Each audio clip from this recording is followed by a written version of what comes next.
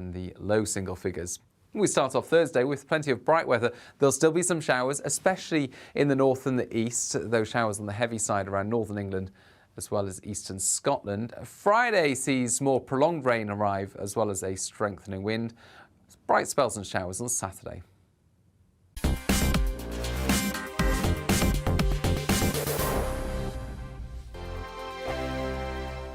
We are GB News. And we'd like to say thank you to each and every one of you for helping our great nation find its voice. We're absolutely everywhere. Across England, Scotland, Wales and Northern Ireland. On TV, on radio and online. We're proud to be the People's Channel, Britain's news channel.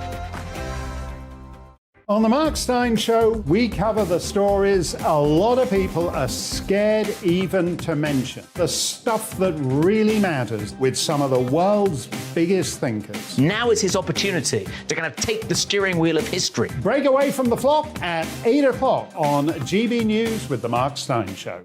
Hello, I'm Esther McVeigh. And I'm Philip Davis. Whether you're watching or listening on TV, online or on radio, we handpick the latest stories, debates and expert opinions for your weekend. So whether that's politics, news or showbiz, we've got it covered. Join us every Saturday morning at 10 o'clock on GB News. Join my show Farage, 7 p.m. till 8 p.m. Monday through Thursday. And there you will get opinion, analysis, debate, and I'll cover stories that nobody else dares to touch. You've been cancelled. Join the club. Oh my goodness me. And then for the last 15 minutes, talking pints. We're over a drink. We have a civilised conversation with someone. We very often disagree, but we do it in a grown-up way. Come and join me on Farage. Hi there, it's Stephen and Anne. At breakfast from 6 a.m, you'll always be caught up with everything you need to know. The latest headlines, opinions and debates. We'll bring you the good news and the bad, but most of all, we're here for you. Remember, send in your views and let us know what you would like us to talk about. That's because we're your news channel. And every morning at 6 a.m, it's breakfast on GB News.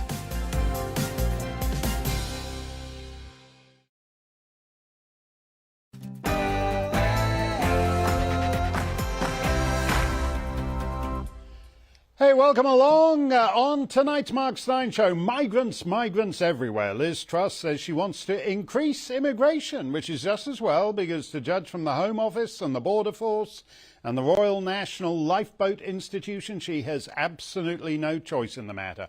But over in the European Union, they've finally found an asylum seeker they want nothing to do with. They're giving him the bum's rush. He's out of here.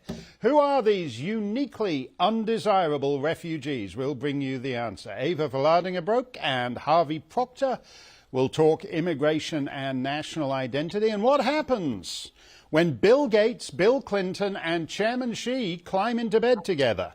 Not literally, at least I hope not. You may want to switch to radio if that is the case. Natalie Winters is here on that, and Mark Sharman. He's about as mainstream as you can get in the UK media. He had a fabulous career, rising to the top management at Sky and ITV, but he is disquieted at what's happened to the British media these last couple of years, and we'll get his take. And, of course, the most important part of the show, that's you. Give it your best. You can email me, gbviews@gbnews.uk. You can tweet me at gbnews. A full hour of news and analysis coming your way after Polly Middlehurst with the latest headlines.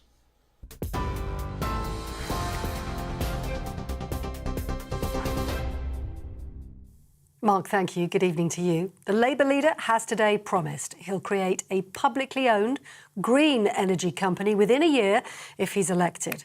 Sir Keir Starmer said his plans for Great British Energy, as it'll be known, would provide British power to the British people. His keynote speech at the Labour Party conference came after days of financial market uncertainty in the wake of the Chancellor's mini-budget. Speaking in Liverpool earlier today, Sir Keir also took aim at the government, saying, "Don't forget, don't forgive." The government has lost control of the British economy. And for what? They've crashed the pound. And for what? My government will be different. We will run towards the challenges of tomorrow. We will get us out of this endless cycle of crisis. And we will do it with a fresh start, a new set of priorities and a new way of governing. Meanwhile, the Chancellor has been telling city investors he's confident in the government's long-term plan for growth after the pound hit an all-time low against the dollar. Kwasi Kwarteng reiterated the government's commitment to fiscal sustainability. He was in a meeting with pension fund holders, insurers and asset managers. And next month, he's due to set out a package of regulatory reforms for the UK's financial sector to drive growth and, he says, incentivise investment. Well, also at conference today, the Labour MP Rupa Huq has offered the Chancellor her sincere and heartfelt apologies for comments she made describing him as superficially black. Ms Huq has been suspended from the Parliamentary Labour Party following the recorded comments she made about Kwasi Kwarteng at a Labour conference fringe event yesterday. Labour has condemned the comments, calling them totally inappropriate. Away from politics, the UK's counter-terrorism police is warning the threat from terrorism remains very real, with officers intercepting 32 attacks over the last 5 years. The Deputy Assistant Commissioner told the International Security Expo in London that threats are mainly coming from self-initiated terrorists who are difficult to detect. He said all people need to remain vigilant.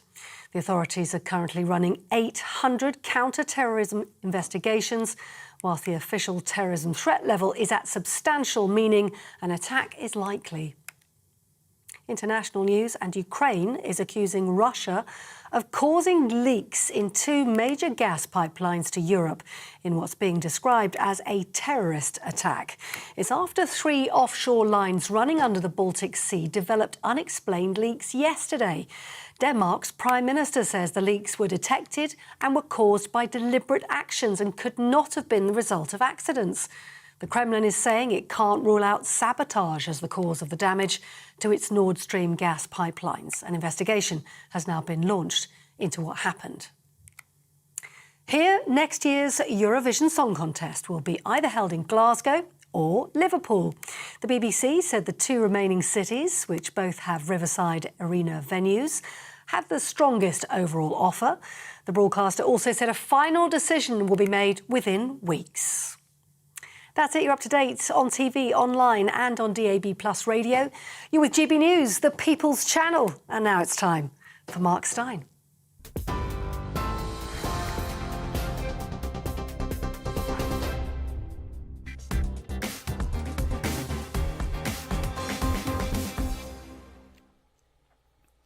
Thank you, Polly.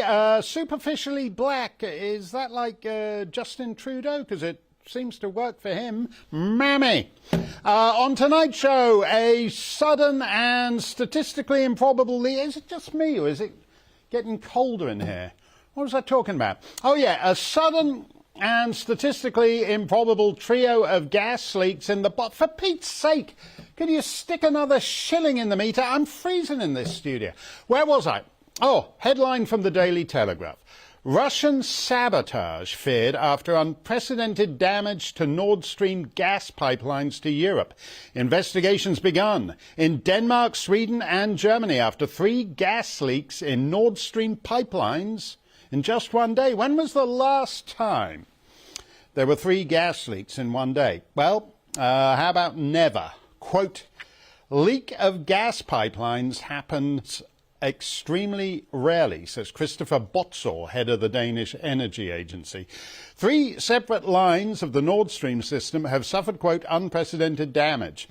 Aside from freezing more Euro grannies, the leaks have also shut down shipping in the area and any low-flying planes. Methane bubbles have been detected off the Danish island of Bornholm. Look, could someone go to Poundland and get me a hot water bottle? My toes are turning black.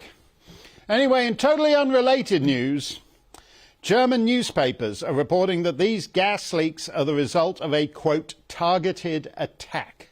Wir können uns kein Szenario vorstellen, das kein gezielter Angriff ist. We can't come up with a scenario that isn't a targeted attack, but it sounds way chillier in German. Ein gezielter Angriff. The newspaper Tagesspiegel is reporting that German investigators say such an act of sabotage could only be carried out by special forces using a submarine. Was it Putin? Maybe. Or was it the purported leader of the free world? As it happens, Joe Biden is the only head of government to have threatened explicitly to take out the Nord Stream. This was way back in February. If Russia invades, that means tanks or troops crossing the border of Ukraine again. Then there will be no longer a Nord Stream 2. We will bring an end to it. How will you do that exactly, since the project and control of the project is within Germany's control? We will, I promise you, we'll be able to do it. From his lips to the methane bubbles in the Baltic Sea. He's got his wish. Russian tanks cross the Ukrainian border and Nord Stream is out of the piping business. The price of gas in Europe, after 4 days of declines, is now up. Well, there's a surprise. The good news is that if you print out all these graphs of rising prices and set them alight, it can help keep you above room temperature for a couple of minutes. As I said here a while back, one measure of the decadence of Western governments is that striking attitudes is more important than public policy. Net zero is the right attitude to strike. If, as a consequence of striking that correct attitude, you make the local mob enforcer your home heating supplier, well, what's the big deal? For the West, Ukraine has likewise been mostly a war of struck attitudes. Seize the oligarch's super yachts, take some Russian bloke's English footy club away from him. It's all fun and games until the lights go out. By the way, did you see the way the Scandinavians were able to shut down huge swathes of the Baltic Sea to all shipping because of this gas leak? I don't suppose there's any chance of a gas leak in the English Channel, is there? Might not be safe to put the dinghies out from Calais with all those methane bubbles in the water. But for the right, the migrant tide is also merely another opportunity to strike attitudes. Liz Truss campaigned as the second coming of Mrs. Thatcher, but is now saying we need to increase immigration so that the NHS might be able to reduce the 10-month wait to get into the maternity ward by a couple of weeks. Meanwhile, despite the return of Thatcher to number 10, the organs of the British state continue to collaborate with human traffickers in ferrying over 1,000 persons a night onto the shores of England. If that keeps up all year, it'd be equivalent to the population of Belfast or Cardiff. So maybe we could give them a devolved government all of their own, as evidently the stern strictures of Liz Truss and Suella Braverman do not apply to them. Just to tie together these two European coastal waters, the Baltic seething with noxious Russian gas and the English Channel seething with UK government-facilitated human trafficking, there is a new tide of refugees about to come swimming in. Young Russian men fleeing Tsar Putin's recently announced military call-up.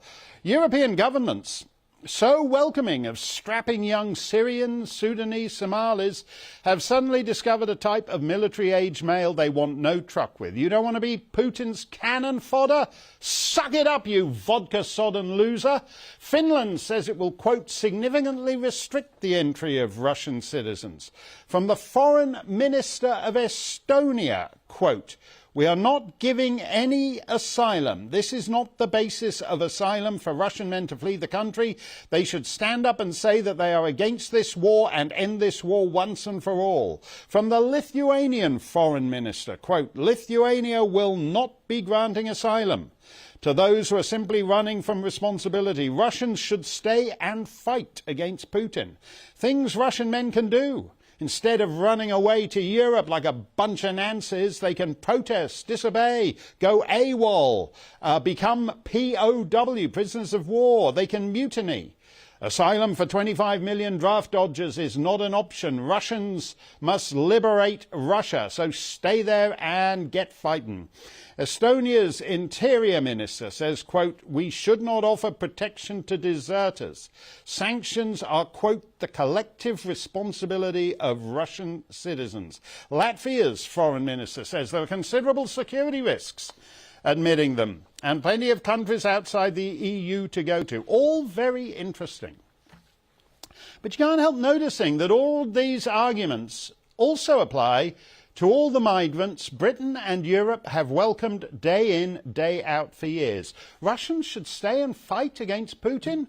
Well, Syrians should stay and fight against Assad. There are considerable security risks to admitting young Russian men. Yeah, if they're planning on any more of that Nord Stream-style industrial sabotage, it certainly helps to have your guys already in the country. But we know there are considerable security risks to admitting non-Russian men. Here are a few of our more celebrated asylum seekers. Last year's Remembrance Day bomber in Liverpool. Remember this guy? The Parsons Green tube bomber who injured over 50 passengers on the District Line, also an asylum seeker. The murderer of 3 gay men in a park in Reading, another asylum seeker. One of the London Bridge terrorists who killed 8 people and injured another 49. Hello, asylum seeker. The family of the Ariana Grande concert bomber who killed 22 people and injured over 1,000. That's his brother, who's still on the lam, I believe. So what's the big deal about some fleeing Russians? They're going to have their work cut out to ramp up anything like the body count of those we cheerfully admit 24/7, 365 days a year with nary a thought. Let me know your views on this, gbviews@gbnews.uk. Ava Valadinga-Broek is with us, and we are always delighted to see her.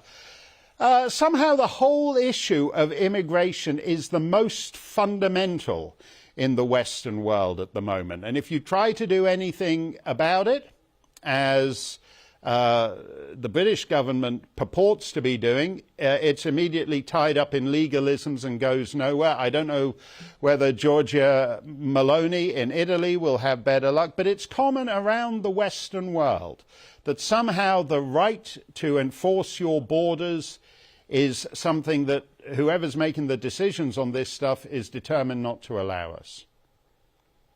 Oh, absolutely. It is still, even though it's not often in the media anymore, but it's still one of the biggest crises that Europe is facing right now. The migrant crisis didn't limit itself just to 2015. The numbers are very high still, but they are not constantly on the news anymore. But what we do see is that, like you said, in all of Europe, people are starting to wake up to the negative effects of it, very much so. We've seen that obviously with the win of the Sweden Democrats in the Swedish elections last week. And of course, with Giorgia Meloni winning the elections in Italy. She is very, very tough when it comes to immigration, and it will be interesting to see how she's going to handle that, obviously, with a very hostile European Union, one that our prime minister for once always hides behind and says, well, we can't end immigration even though the people want it because of the international treaties that we are bound to. But I don't think Giorgia Meloni is planning on taking that stance. She has made a promise to the Italian people, and they have come to her for it. They have voted for her, and they have chosen her to be the new prime minister. She promised a sea blockade, actually. So I don't think that is a promise that she will easily be able to forsake. Sweden is the interesting one to me, Ava, and that's a country you know well, because in some ways, not so long ago, 20, 30, 40 years ago, it was supposed to be the most evolved state that an advanced society could reach. It had high levels of social welfare and all the rest of it. Now it's a fearful society with huge levels of rape. It has these insane numbers of bombings in internecine warfare between immigrant gangs. Mothers don't take their children to municipal swimming baths, a great Swedish tradition, because the little girls get molested by some of these nice, vibrant, diverse asylum seekers. Why do Swedes, why do the Dutch, why do the Continentals put up with this? Well, they put up with it, of course, for the same reasons that you now see what happens with Giorgia Meloni. The whole entire media is filled calling her a fascist. And that type of intimidation tactics that the left have used against people who want perfectly normal things, who don't want to see their national heritage and their safety and their liberty destroyed and their identity uprooted. All those people have been called fascist, Nazis, and the worst type of words in the book for decades now, if you dare to say anything against that. But I do feel like slowly but surely, the left is starting to lose its power over people through these intimidation tactics. Obviously, the Swedes have chosen. They haven't been able to form a right-wing government yet. It will remains to be seen if that's going to happen. But in Italy, at least now, Giorgia Meloni is in power. Let's see what happens. She made a very firm promise, and I think she's going to keep it. Is your Dutch guy right when he says that, his basic excuse is that whoever you elect, they won't be able to do anything about immigration because somehow all that is decided way above his pay grade? Is he correct to say that? Well, I think Hungary would beg to differ. Obviously, Giorgia Meloni has an interesting position because, yes, she has made this promise about bringing in force a sea blockade, which could end immigration very rapidly, as we've seen with Salvini back in the day. That worked perfectly fine. So all the means are definitely there. The question is just, what is the European Union going to do? And Meloni has a different position than Orban in the sense that they are obviously financially very dependent on the EU. We've heard Ursula von der Leyen make the threats already. She said, if things go in the wrong direction, we have the tools. Very democratic for you. But it will be interesting to see how far Meloni can go without being cut off from the 200 billion euro fund that she got recently that Italy got from the EU for COVID relief funds. So, this is a woman who says, and very convincingly, I think, my interest is the Italian interest, Italy first. That's what she promotes. She promotes Christian, conservative, family-focused values, and I think she will deliver on that. And immigration not being uprooted, not having your heritage destroyed, was one of her main points in this election. So I do think that is one that she can't go and compromise on. I don't think she will, but we will have to see how far the EU will push back with sanctions, etc., as they have been doing with Hungary. Yeah, there's a little clip you brought to my attention, and I thought it would be good to actually play it. This is the incoming Prime Minister of Italy.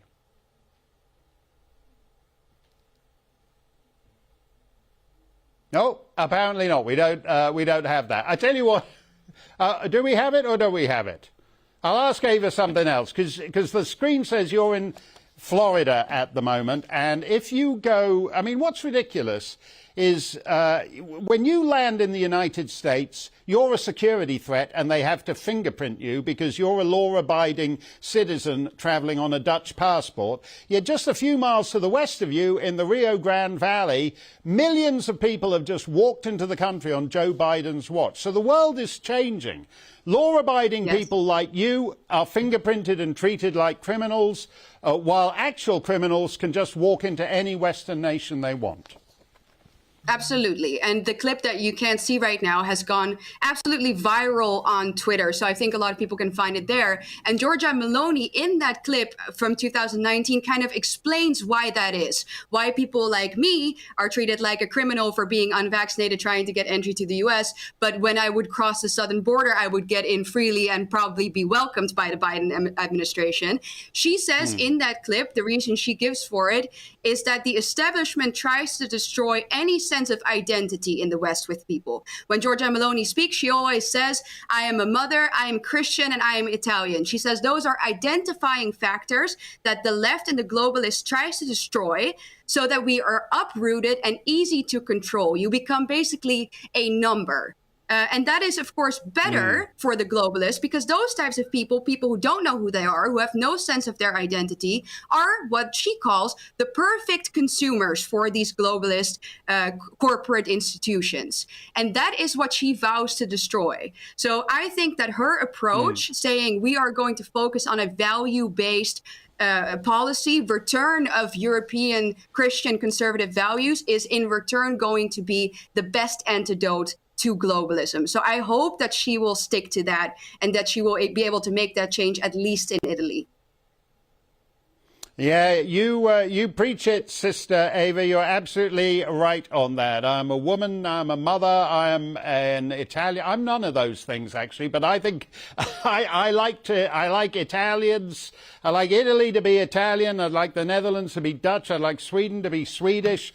There's something we're losing. We're throwing away something important in this insanity. Coming up, we're going to get your take on what's ultimately an existential question, and Harvey Proctor will have more on migrants from the point of view of what's going on in the Channel. Bill Gates is making plans for you. You're going to love them. And after the last 3 very weird years, big shot telly executive is here. Mark Sharman, he's going to be here telling us what's gone wrong with the UK media. All that is coming up. Don't go anywhere. We're heading right back.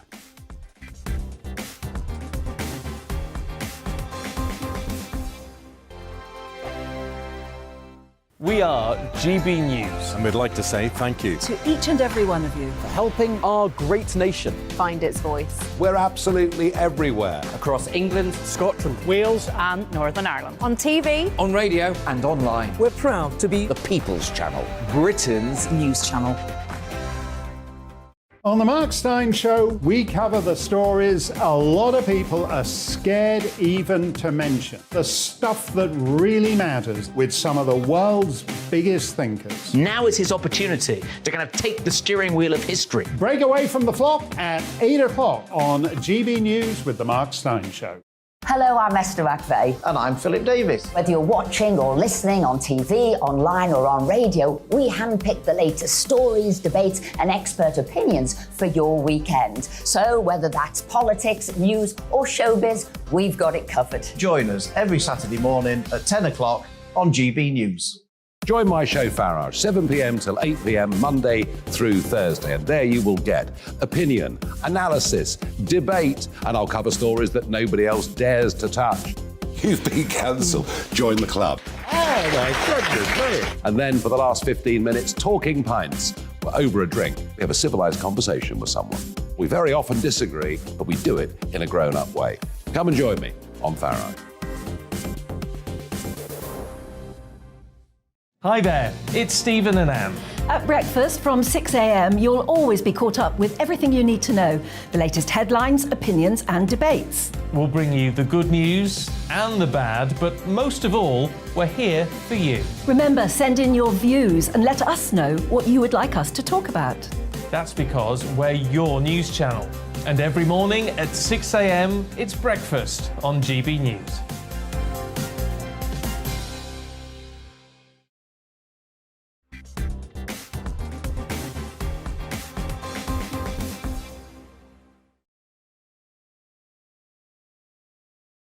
What the people are saying, Lieutenant Colonel Kojak Slaphead, maybe Lieutenant Colonel Kojak Slaphead, says Truss is a mass immigration supporting globalist and not a true conservative. Truss is totally out of touch with traditional conservative supporters who want less immigration and not more. And they want an immediate end to the illegal boat crossings from France. Fran says this is going to be the cause of the Tory downfall. Kate says you would have thought Truss would have got the message about immigration after the hustings. And Toffee Dean, what a chewy name that is. Toffee Dean says migrants will further fuel job insecurity and lower wages. Has no one learned a thing since Brexit? That's true. Open borders mean, for the people who are still foolish enough to think you can work hard, make a decent living, protect your savings and take care of your loved ones, mass unskilled immigration simply depresses wages. Speaking of the organs of the British state, every so often I see a story in the papers about the Royal National Lifeboat Institution. Quote unquote, that's a charity. We've all loved it for 200 years. The RNLI, quote unquote, rescuing migrants in French waters. RNLE. Doesn't sound so British when you put it like that. For just shy of 2 centuries, the RNLI has been the principal organisation for saving lives at sea around the British Isles. When the Irish Free State seceded from the United Kingdom 100 years ago, the RNLI's All Islands remit continued. So it saves people in trouble in the waters of 2 sovereign states, the UK and Ireland. Very respectable until earlier this month. Its patron was Her Majesty the Queen. But I was interested to know just how common it is for the RNLI to operate in the waters of a 3rd sovereign state. So we asked the RNLI, is it correct that you're sailing into French waters to collect asylum seekers? Is this a new development for the RNLI? How many times since 1824 have you operated outside UK and Irish waters and in the waters of another sovereign state? And Andy from the RNLI replied as follows, quote, anyone can drown, but no one should. If someone is in trouble at sea and we are tasked by HM Coast Guard or the Irish Coast Guard, we will launch to help them, no matter who they are or where they come from. Our volunteer lifeboat crews around the UK and Ireland have been committed to carrying out this role with pride since 1824. Our lifeboats operate under international maritime law, which states we are permitted and indeed obligated to enter the waters of other territories for search and rescue purposes. We are not border control. And once a rescue is complete, we hand over responsibility for those we rescue to the most appropriate agency. This might be the ambulance service, police, or border force. Our charity exists to save lives at sea.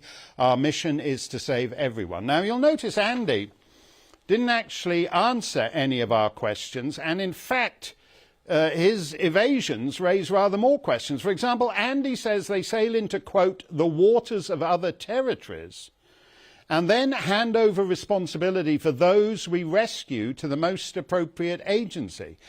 Well then, if you, quote, rescue people in French waters, aren't the most appropriate agencies the French authorities? Because if you rescue people in French waters and then transport them to the United Kingdom, aren't you in fact part of the human trafficking operation? Andy's welcome to come on this show and flesh out that answer of his. But I repeat, they're responsible for the waters of the United Kingdom and of Ireland, and have been for 2 centuries. If they're picking people up in French waters, why aren't they taking them back to Calais? Long before the dirty, stinking, rotten, corrupt Metropolitan Police decided to screw him over, Harvey Proctor was an immigration hawk in and out of Parliament for decades, so we're happy to have him here and to get his input. You know, the British people get the sense from all of this that basically the Border Force, the Royal Navy, the Home Office, the RNLI are all working for the other side. Oh, but this is not a recent development. When I was in Parliament in the 1980s, this is exactly what was happening. So it was going on even then? Can you hear me? Yes, I can hear you very well, Harvey. So you're saying that this has been going on for decades? Well, the issue of immigration has been going on for a long time, certainly before and when I was a member of Parliament. I was thinking tonight, in preparation for speaking to you, that when I was 25, the population of the United Kingdom was about 52 million. It's now 68 million and growing.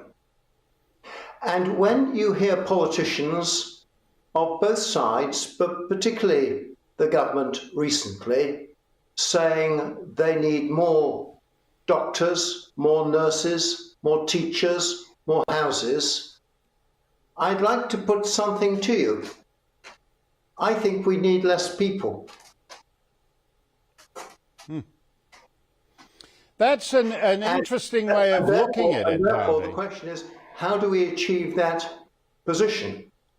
Well, certainly there should be no further immigration from anywhere into the United Kingdom for permanent settlement, not one. We should have a policy. I notice Keir Starmer today is going on about a point system. I'm sure his point system will only be to increase the number of immigrants coming to this country. My point system is simply this. No immigration policy can or will succeed unless from this point the number of people in this country reduces year on year on year. I, as a member of Parliament, sought to raise the issue in Parliament and outside of mass immigration in the 60s, 70s, continuing to the 80s. I was attacked. I was called a racist. I have to say, I have never made racist comments, unlike Labour MPs. That's a good point to make. People don't seem to connect the issue here, though. As you pointed out, the housing market is wrecked. The so-called health system, which isn't really a functioning health system anymore, is wrecked. We have hotels that are filled permanently now with these people arriving on the southern shore. And yet people seem to think that France has a population density basically a third of England's, and yet they're shipping their people to us. Why do we go along with it? You're right on in density of population. We are more densely populated than India. I've been to India 20 odd times. I know. We are more densely populated than India. We are one of the most densely populated countries in Europe. I think there are 2 or 3 other countries that might, for special reasons like Holland, Netherlands, be more densely populated. So let's divide it into immigrants and refugees. Immigrants, Britain has taken more than its fair share of immigrants over the years, over decades. It's time to call a halt. It is extremely depressing that our Prime Minister should be wanting further immigration. With regard to refugees, yes, we have always been a tolerant home for refugees for centuries. That should continue with this proviso. Refugees should be shared throughout the world, not just the easy touch countries like the United Kingdom. The United Nations has a policy that a refugee must seek sanctuary in the first country, safe country they come to. France must be regarded to be a safe country. So we should be negotiating with the French to make sure that they take refugees and help them, not pass them on or allow them to be passed on by immigrant traders, refugee traders, to this country. And I go further. Now we have successfully achieved Brexit. We are out of the European Economic Community or European Union. I didn't want to go in, but I'm pleased we're now out. then we should say to the French, no more, not one. And if they disagree, we recall our ambassador from Paris, break off diplomatic relations with the French. Okay, Harvey, you're going to go hardcore. I wish I could say that Liz Truss's new ministry was minded to do a tenth of what you propose, but we shall see what she's going to do. There's no political downside to pulling out of the European Court of Human Rights. This is going to destroy your premiership, Liz Truss, because it is about who governs. It's one of those issues. It's about who governs Britain.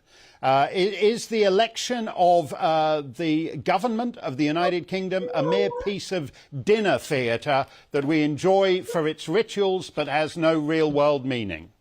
We'll come back to this one. Once upon a time, and this is a related theme, once upon a time there was a fellow called Bill Gates. He created the Windows 98 operating system, which was in its day the Ford Model T of computer software. That is, if the Ford Model T had been total crap. I think I speak for billions of people around the world when I say that the day Bill Gates got out of the computer business should have been proclaimed an annual global day of liberation. I assumed he was enjoying his retirement and showing off his fabulous pair of Chinese-made moobs, which are absolute stunner. Oh my. But somehow, in between Windows 98 and moobs 98 DD, Bill Gates emerged as the planet's most influential commissar of public policy. Here he is with Chairman Xi in China, and with Emmanuel Macron, and with Angela Merkel, and Tony Blair, and Theresa May at the Commonwealth Conference. Because Windows 98 is apparently now a member of the Commonwealth. Oh, and here he is with Boris Johnson. They can't all be having problems with Windows 98, can they? No, it's somehow Bill Gates became a confidant of presidents and prime ministers and America's biggest owner of farmland and the most powerful voice on the planet on public health, the numero uno jab salesman. He's now taking it to the next level, teaming up with Bill Clinton's foundation to, quote, leverage manufacturing capabilities in China to increase supply security and enhance the supply of key health commodities in low and middle income countries. In other words, Gates and Clinton are helping China ensnare the third world and many of the smaller nations of the Commonwealth in debt-trapped diplomacy based on its awful Belt and Road Initiative. Our pal Natalie Winters, whom you can read daily in the National Pulse, is back with us. What's with this Bill Gates, Bill Clinton, Chairman Xi plan, Natalie? Well, if I could conjure up two names from the West who I want to have nowhere near public health diplomacy, I think Bill Clinton and Bill Gates would probably be at the top of the list, and Xi Jinping on the Chinese side of that. But what we uncovered at the National Pulse was a rather sizable and multi-year grant going via the Gates Foundation, that is, of course, the Bill and Melinda Gates Foundation, to make developing countries, as they put it, basically more reliant on China for the production and manufacturing of basic goods, especially in industries like healthcare. This, of course, is coming on the heels of COVID-19, where we actually saw not just the Chinese Communist Party, but various companies and businesses that they control prematurely buying up healthcare supplies in the developed world, such as masks and other forms of personal protective gear, which they would then later use for sort of what's called mask diplomacy, making these countries reliant on the Chinese Communist Party for certain types of products, masks, even though we know they're not that effective, but making them more reliant on the Chinese Communist Party. And what's really crazy is that this grant is sort of saying the quiet part out loud. We've always known that the Gates Foundation and Bill Gates has been in bed with China and Xi Jinping, but this grant explicitly shows how the Gates Foundation, a supposed charitable and philanthropic arm of the Gates Foundation, is now really doing the bidding of the Chinese Communist Party, and that's not hyperbole. Yeah, that's what's absolutely astonishing. I think we all learned during the early months of COVID, oh, it's fantastic. China gives you the virus and then it sells you the mask to protect you from the virus. So they get you coming and going, really. They've got every end of it covered. And now we have two of the biggest players in the Western world aligning themselves with this business model. You're absolutely correct. And speaking of rackets, which I think we have seen a lot during this pandemic, where the people who seem to be profiting from these problems, these so-called problems, also seem in some cases to be the ones creating it. The Gates Foundation also recently funded a study. They were, again, the sole funder of this, that was actually assessing and analyzing the best ways to not just convince, but really coerce people into taking vaccines. And again, this is a perfect example of saying the quiet part out loud. We read the study, I read the study, and wrote it up for the National Pulse. And you can see that these researchers explicitly mentioned, quote, targeted messaging towards groups that they want to get vaccinated, and analyzed in the past previous ways that they had rolled out HPV vaccines and measles vaccines.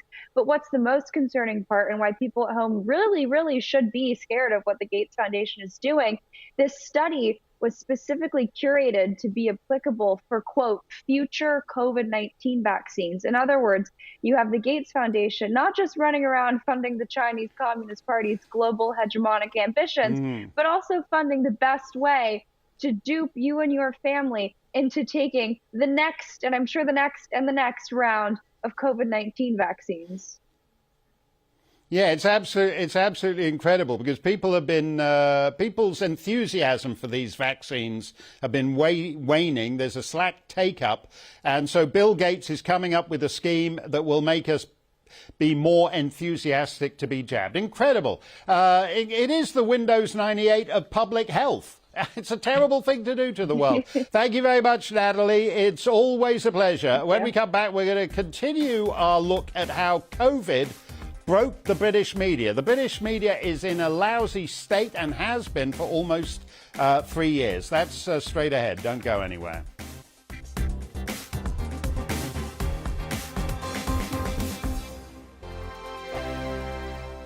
We are GB News. And we'd like to say thank you To each and every one of you. for helping our great nation. Find its voice. We're absolutely everywhere. Across England, Scotland, Wales and Northern Ireland. On TV, On radio and online. we're proud to be The People's Channel.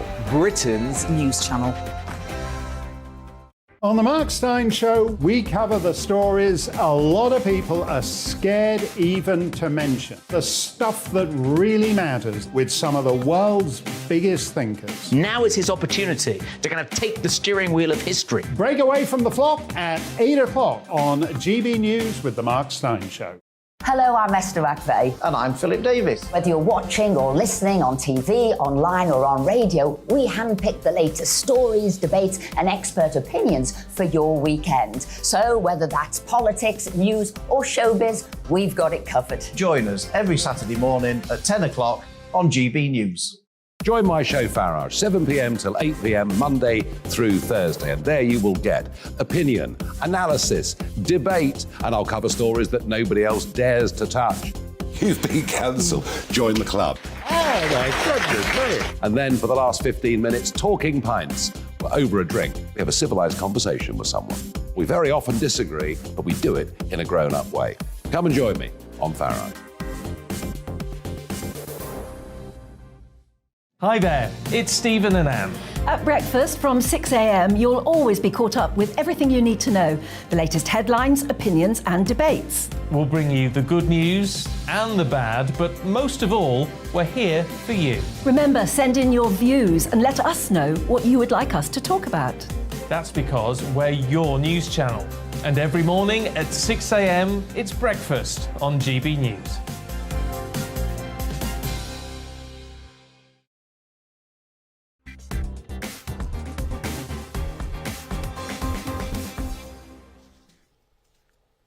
Mark Sherman has been a pillar of the British media all his life. He's as mainstream as it gets, head of news and sport at ITV, director of broadcasting at Sky, cub reporter on the Derby Evening Telegraph. Not necessarily in that order, but he has found the UK press a little wanting in the age of COVID, and he's made a documentary about some of the consequences of that. It's good to see you, Mark.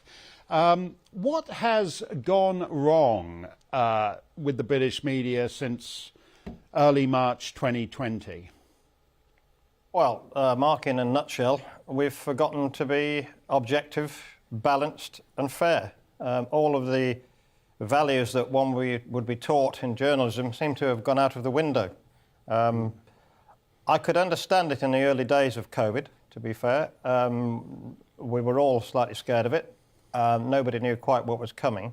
And I think newspapers and television towed the line. 2.5 years later, with a lot of evidence coming now from all over the world about vaccine injuries and deaths, I think they've got to open their eyes and start reporting both sides, as you have been yourself.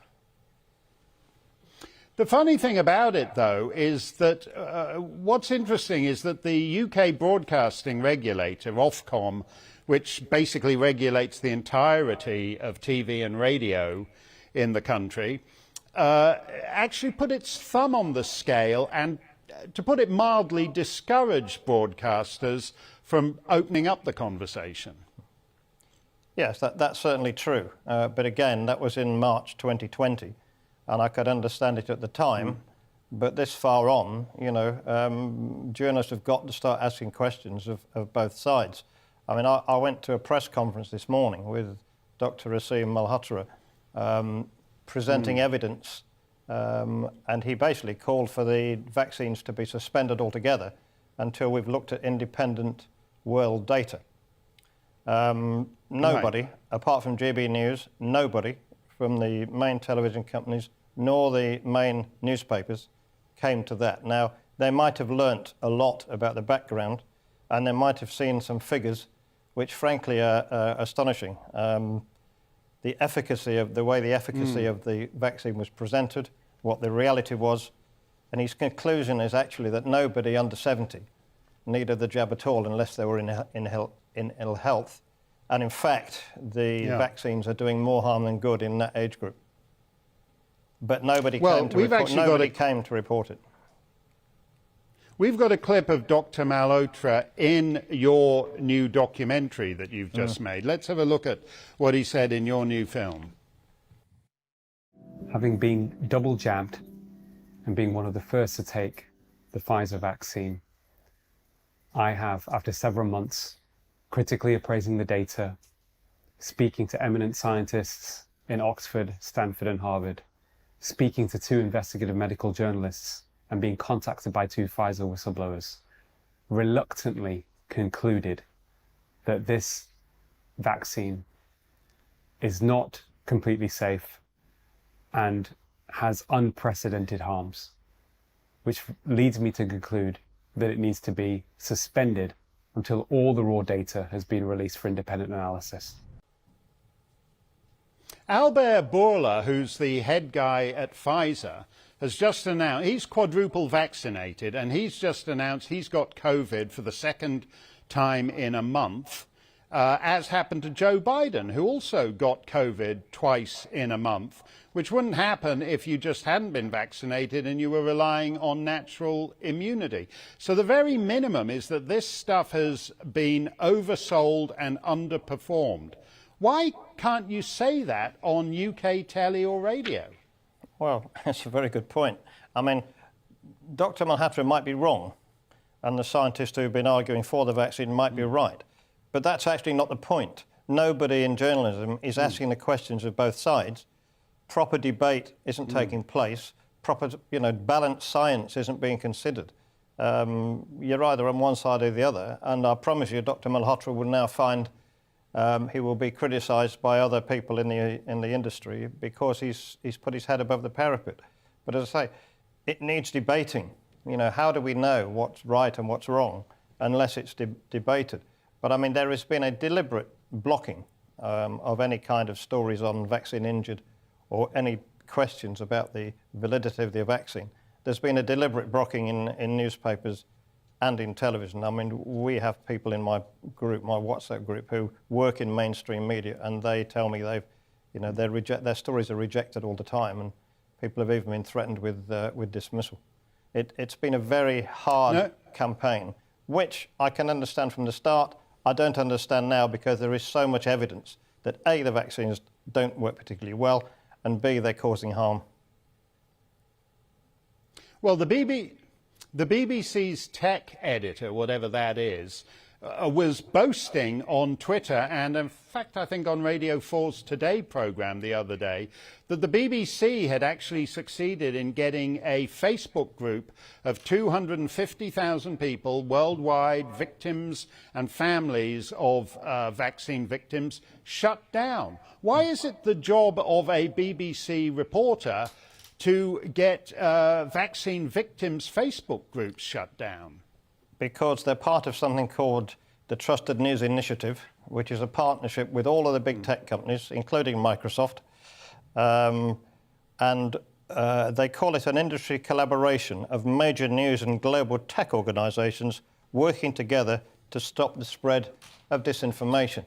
What that actually means is they decide what the story is, and they're blocking everybody. And to block these vaccine injury groups is scandalous. Some of the people in those groups it's almost like shutting the Samaritans down. People in the groups are considering suicide. They need help. They're being ignored by the National Health. They're being told there's nothing wrong with them, and their lives are completely ruined. So they talk to each other, and actually they use emojis like carrots instead of the syringe. And the BBC were very proud to expose that and stop it, and it's scandalous. It's one thing not reporting. It's one thing not reporting it. It's quite another blocking it. Yeah.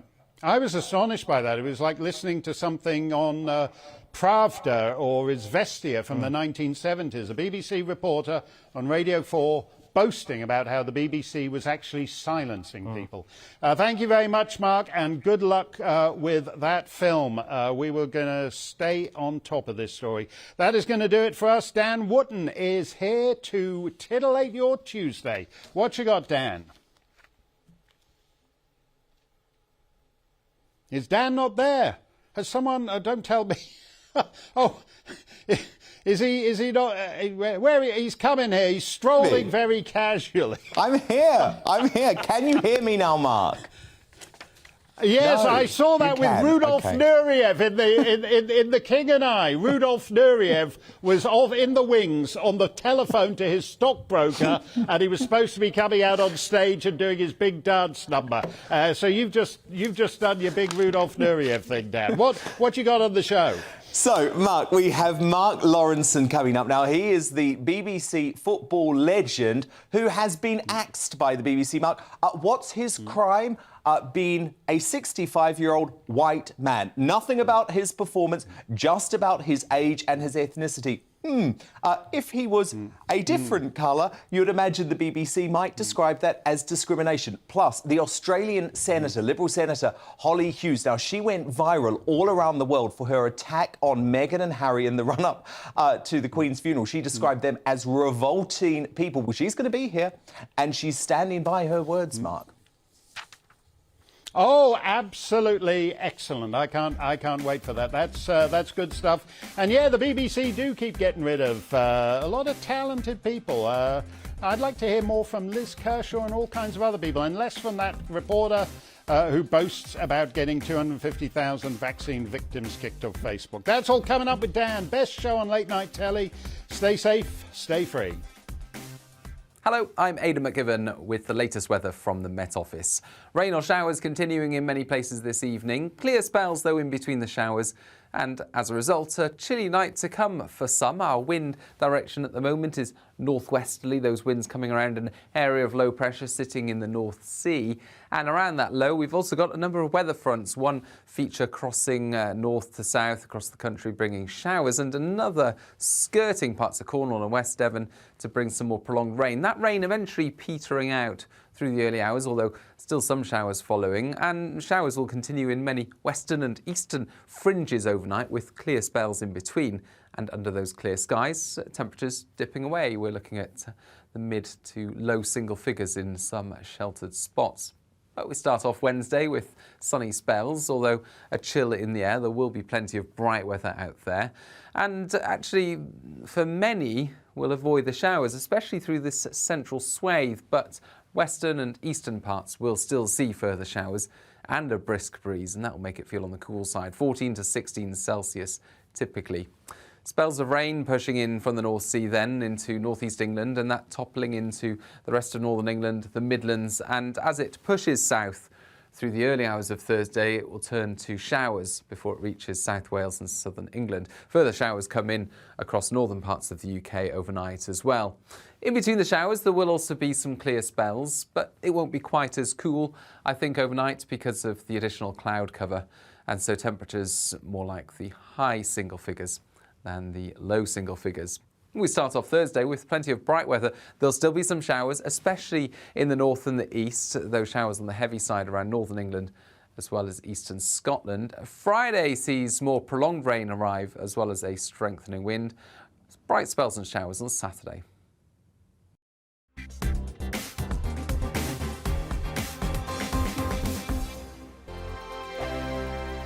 We are GB News. And we'd like to say thank you To each and every one of you. for helping our great nation. Find its voice. We're absolutely everywhere. Across England, Scotland, Wales and Northern Ireland. On TV, on radio, and online. We're proud to be The People's Channel. Britain's news channel. On the Mark Steyn Show, we cover the stories a lot of people are scared even to mention. The stuff that really matters with some of the world's biggest thinkers. Now is his opportunity to kind of take the steering wheel of history. Break away from the flock at 8 o'clock on GB News with the Mark Steyn Show. Hello, I'm Esther McVeigh.